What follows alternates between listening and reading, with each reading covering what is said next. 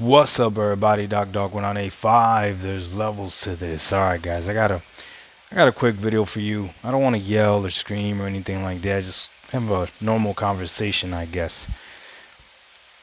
It's no secret that I'm not a fan of $70 games, right? Now I've purchased $70 games before, but I'm not a fan of $70 games. I can admit to you though that a game could be viewed as worth it. So the game that I purchased for $70 was Modern Warfare 2. I actually split it half and half with my son, but the household spent $70 on this game. I played the campaign of it. I didn't play the multiplayer, just played the campaign. And when I was done with the campaign, I felt satisfied. I did not regret spending the $70. Okay, so there's an example of a game that I spent $70 on that I did not regret.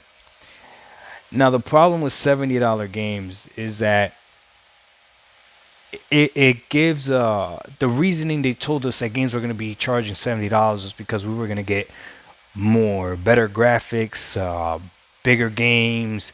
It needs to be they need to be $70 to really compensate what these developers and these studios are putting into this game. And I'll be honest with you, a lot of that stuff came from the fanboys. It came from fans saying and gamers saying that, yeah, it's justified that a game should be $70.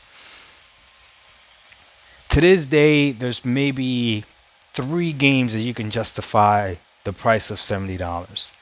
Now we have this game here, Forspoken. Okay? Now, I haven't played the game myself, I haven't tried the demo. I'm looking at what everybody's saying about the game. And I'm not going to say that the game is bad because I've learned that unless you actually play the game yourself, you really don't know. However, as far as from a technical standpoint and what the game looks like and what people are saying about that, not whether or not the game is good or not, people are complaining about how well this game is optimized and how the game looks and why is this game $70 essentially. I really think that these game developers, you know what? But take that back. I know it's not the game developers, it's the publishers, right? The publishers are the ones that figure out the price. You guys correct me if I'm wrong. But whoever's coming up with these prices, I think they need to humble themselves. That's what I think. Because if a game like Forspoken would have came out for $40, maybe it would have done better. And I saw somebody say they said it to this I forgot who they said, but it said somebody on Twitter said this game should have been on a service. Like, you shouldn't have paid $70. And somebody came back and said, "Oh yeah, this is a Game Pass quality type game, right?" Like almost like to talk bad about Game Pass. And the response was, "No, this should have been on PS Plus type game instead of charging you $70 for it." That's 100% correct, man. That's 100% correct. It's not the fact that a game should be on Game Pass or not. It's whether or not a game. Why can't this game be day and date on PlayStation Plus or PlayStation Extra, like, or PlayStation Premium, whatever? It should have been that. It should have been $40, and I think maybe people would have taken it a little bit better. All I'm saying is this: they're getting really cocky, and if we keep buying these things, it's not going to give them an incentive to do better. To this day, the game, or one of the best games of this generation so far, rated wise at least, has been Elden Ring, right? And that game was $60.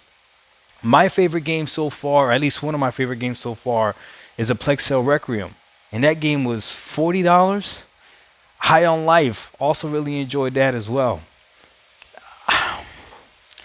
I don't know, man. I don't know. If we keep going this trend supporting these game publishers like this, because they're the ones again that set the price. Gotham Knights shouldn't have been $70. And I'm not saying it's a bad game, so don't get mad at me. I'm just saying it shouldn't have been $70. Forspoken looks like it shouldn't have been $70. A lot of other games out there. You tell me whether or not you think God of War Ragnarok should have been $70. I don't know. Would it have made a difference if that game was 60? I don't know. You tell me.